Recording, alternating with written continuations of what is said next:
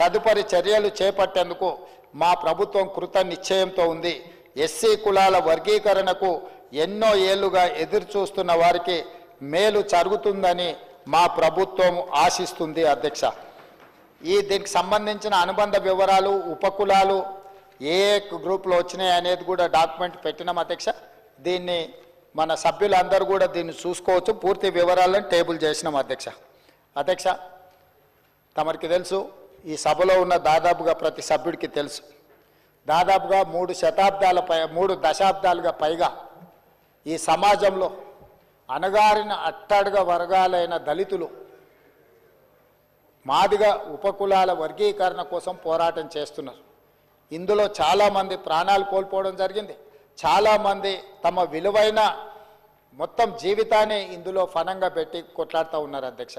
గతంలో కొంతకాలం అమలు జరిగిన ఆ తర్వాత న్యాయపరమైన ప్రక్రియతో ఈ అంశాలన్నీ కూడా మనకు కోర్టు పరిధిలోకి వెళ్ళి మొత్తం వాయిదా పడ్డది అధ్యక్ష, రద్దయిపోయినాయి. ఆ తర్వాత జరిగిన పరిణామ క్రమాలలో అక్కడి నుంచి సుప్రీంకోర్టు వరకు ఈ కేసు వెళ్ళి 7 మెంబర్స్ బెంచ్ ఇచ్చిన డైరెక్షన్స్ మేరకు ఈరోజు ఈ శాశ్వతమైన పరిష్కారాన్ని తీసుకురావాలని మన రాష్ట్ర ప్రభుత్వం మొట్టమొదటగా ప్రయత్నం చేసింది అధ్యక్ష. అధ్యక్ష, మీకు తెలుసు, కాంగ్రెస్ పార్టీ ఈరోజు మహాత్మా గాంధీ గారి నుంచి మొదలు పెడితే ఆనాడు డాక్టర్ బాబాసాహెబ్ అంబేద్కర్ గారి నేతృత్వంలో రాజ్యాంగంకి వారిని చైర్మన్గా నియమించి ఆనాటి నుంచి ఈనాటి వరకు దళితుల కోసము గిరిజనుల కోసము కాంగ్రెస్ పార్టీ పాటుపడ్డ విషయం మీకు అందరికీ తెలుసు. జాతీయ స్థాయి అధ్యక్షులను దామోదరం సంజీవయ్య లాంటి వాళ్ళను ఉమ్మడి ఆంధ్రప్రదేశ్కి ముఖ్యమంత్రిని చేయడమే కాదు, కాంగ్రెస్ పార్టీ జాతీయ అధ్యక్షుడిని చేయడమే కాదు, రాష్ట్రపతులుగా, లోక్సభ స్పీకర్లుగా, వివిధ రాష్ట్రాల ముఖ్యమంత్రులుగా, వివిధ రాష్ట్రాల పార్టీల అధ్యక్షులుగా ఆనాటి నుంచి ఈనాటి వరకు దళితుల పట్ల అపారమైన ప్రేమను, వాళ్ళకు అపారమైన అవకాశాలను కాంగ్రెస్ పార్టీ ఇచ్చుకుంటూ వచ్చింది అధ్యక్ష. అందుకే ఈరోజు ఎన్నికల కంటే ఆనాడు డాక్టర్ వైఎస్ రాజశేఖర రెడ్డి గారు ముఖ్యమంత్రిగా ఉన్నప్పుడు ఈ సభలో 2004లో ఆనాడు ముఖ్యమంత్రి వైఎస్ఆర్ గారు కాంగ్రెస్ ప్రభుత్వం ఎస్సీ వర్గీకరణ రాజ్యాంగ సవరణ చేపట్టాలని శాసనసభలో తీర్మానం చేయడం జరిగింది అధ్యక్ష. ఇదే సభలో ఇదే స్థానంలో డాక్టర్ వైఎస్ రాజశేఖర రెడ్డి గారు ముఖ్యమంత్రిగా ఉన్నప్పుడు రాజ్యాంగ సవరణ కూడా ఈ సభలో నుంచి మనం తీర్మానం చేసి పంపించడం జరిగింది అధ్యక్ష. ఆనాటి నుంచి ఈనాటి వరకు దాదాపుగా 20 సంవత్సరాలు ఎన్నో ఒడిదుడుకులను ఈ సమస్య ఎదుర్కొంటూ వచ్చింది అధ్యక్ష.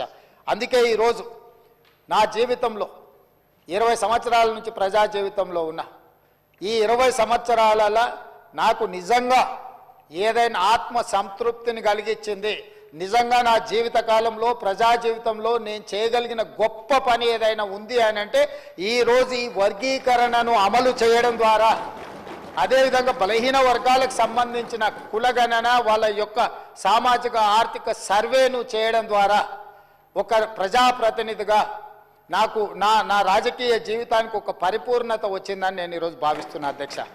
ఇది సాంకేతికంగా ట్రాన్సాక్షనల్ రిలేషన్గానో లేకపోతే ఏదో యాంత్రికంగా ఈ వ్యవహారాన్ని చేయడం లేదు అధ్యక్ష. మానసికంగా ఎంతో ఆలోచన చేసి ఒక ప్రజాప్రతినిధికి జీవిత కాలంలో కొంతమందికి అవకాశాలు రావు. చాలామంది ముఖ్యమంత్రులు ఈ రాష్ట్రంలో తెలంగాణ రాష్ట్రానికి నాకంటే ముందున్నోళ్ళకు కానీ ఉమ్మడి రాష్ట్రంలో దాదాపుగా 16 సార్లు ముఖ్యమంత్రులు ఉన్నోళ్లకు రాని అవకాశం ఈరోజు నాకు తమరి ద్వారా ఈరోజు ఈ అవకాశం వచ్చింది అధ్యక్ష. నిజంగా ఈ సందర్భాన్ని చరిత్ర నా రాజకీయ జీవితంలో ఏ రోజైనా నా కోసం నేను గుర్తు పెట్టుకునేది కానీ నా కోసం ఒక పేజీ ఏదైనా రాసుకోవాల్సి వస్తే ఈ రోజున ఫిబ్రవరి 4, 2025ను నేను తప్పకుండా అందులో పొందుపరుస్తానని చెప్పి ఈ సందర్భంగా తమ దృష్టికి తీసుకొస్తున్నా అధ్యక్ష. అధ్యక్ష, ఈ వర్గాలు ఎంతసేపు ఉన్నా చాలా రాజకీయ పార్టీలు ఓటు బ్యాంకుగానే చూసినాయి తప్ప ఆ సమస్యకు శాశ్వత పరిష్కారాన్ని చూపించాలని ఆలోచన చేయలేదు.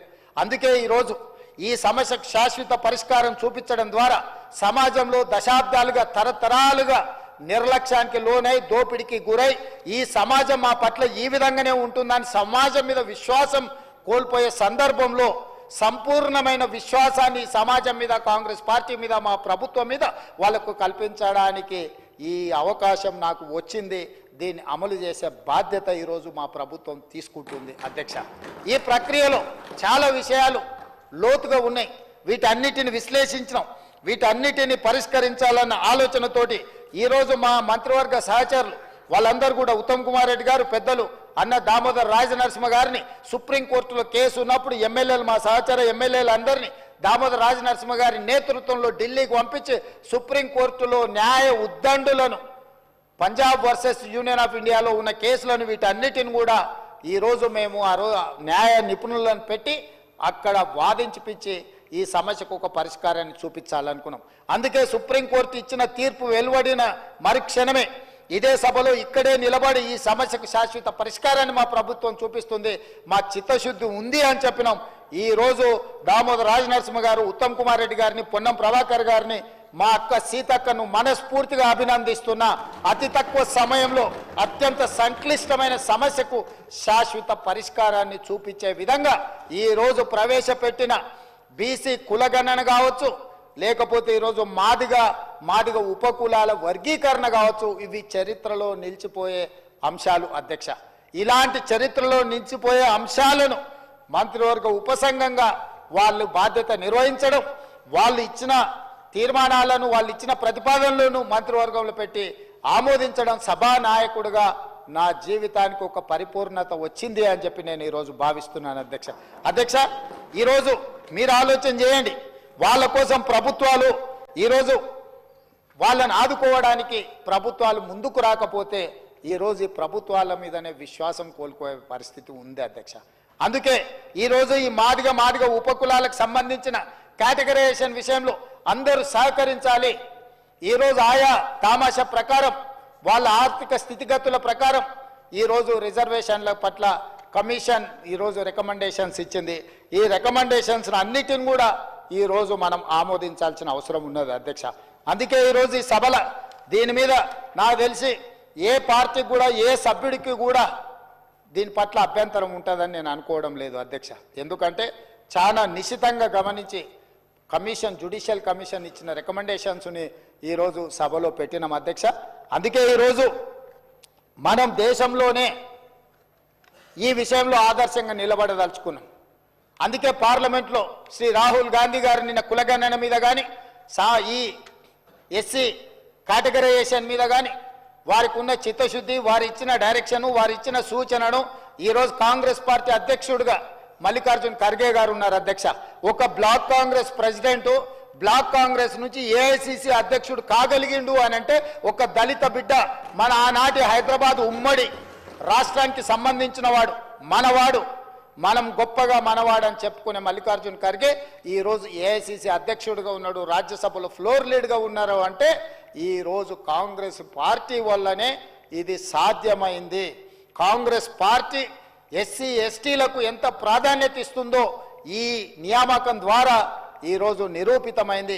అందుకే మల్లికార్జున్ ఖర్గే గారి నేతృత్వంలో నడుస్తున్న ఈ పార్టీ లోక్సభలో లీడర్ ఆఫ్ అపోజిషన్గా ఉన్న రాహుల్ గాంధీ గారి డైరెక్షన్లో ఈరోజు మా పార్టీ, మా మంత్రివర్గం అందరం పనిచేస్తున్నాం. మంత్రివర్గ సభా నాయకుడిగా ఈరోజు ఇది తూచా తప్పకుండా అమలు చేస్తాం. దీనికి సంపూర్ణంగా ఈ సభలో ఉండే సభ్యులందరూ పూర్తిగా సహకరించండి. ఇలాంటి సామాజిక సమస్య, ఎన్నో రోజులు జటిలంగా మారిన సమస్యను పరిష్కరించడానికి ఈ సభ మొత్తం సహకరించుకొని ముందుకు వెళ్తే మిగతా రాష్ట్రాలకు మనము ఆదర్శంగా నిలబడే అవకాశం ఉంటుంది. ఒకనాడు ఇదే సభలో నేను, సండ్ర వెంకట వీరయ్య గారు, సంపత్ కుమార్ గారు అడ్జైన్మెంట్ మోషన్ ఇస్తే ఆనాటి సభానాయకులు, ఆనాటి ప్రభుత్వం మమ్మల్ని సభల నుంచి బహిష్కరించింది. కానీ ఈనాడు ఈ సభలో మాదిగ ఉపకులాల వర్గీకరణ కోసం అడ్జైన్మెంట్ మోషన్ ఇస్తే సభలో నుంచి బహిష్కరించబడ్డ నేను ఈరోజు సభానాయకుడిగా ఇక్కడ ఉండి దీన్ని అమలు చేయడానికి ప్రతిపాదనలు ప్రవేశపెట్టడం అంటే రాజకీయము, ప్రజాస్వామ్యము, డాక్టర్ బాబాసాహెబ్ అంబేద్కర్ గారు మనకిచ్చిన రాజ్యాంగం ఎంత గొప్పదో ఈరోజు మనం అర్థం చేసుకోవచ్చు అధ్యక్ష. అందుకే డాక్టర్ బాబాసాహెబ్ అంబేద్కర్ స్ఫూర్తిగా రంగుల గోడలు, అద్దాల మేడలు అభివృద్ధి కాదు, నిజమైన పేదవాడికి, చివరి వాడికి సంక్షేమ పథకాలు చేరినప్పుడే, ప్రభుత్వం యొక్క విధి విధానాలు అందినప్పుడే అభివృద్ధి జరిగినట్టు అని డాక్టర్ బాబాసాహెబ్ అంబేద్కర్ గారు ఏదైతే చెప్పినరో ఆ స్ఫూర్తితో మా ప్రభుత్వం ముందుకు వెళ్తుంది. ఈ ప్రతిపాదనను అందరూ మనస్ఫూర్తిగా ఆమోదించి ఈ ప్రభుత్వానికి అండగా నిలబడాల్సిందిగా కోరుకుంటూ మీ అందరి దగ్గర సెలవు తీసుకుంటున్నా అధ్యక్ష. గౌరవ మంత్రి